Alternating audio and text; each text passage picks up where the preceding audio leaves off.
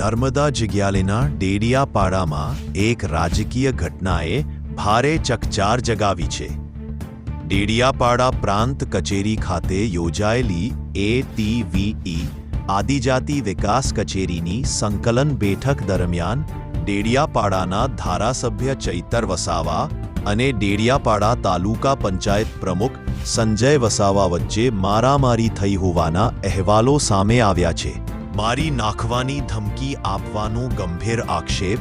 ચૈતર વસાવાની ધરપકડ. સંજય વસાવાએ ધારાસભ્ય ચૈતર વસાવા પર મોબાઈલ ફોન અને કાચનો ગ્લાસ ફેંકવા, લાકડા ઝીંકવા અને ગોળી મારી નાખવાની ધમકી આપવાનો ગંભીર આક્ષેપ કર્યો છે, જેના પગલે પોલીસ ફરિયાદ પણ નોંધાઈ છે, જેમાં ચૈતર વસાવાની ધરપકડ કરાઈ છે.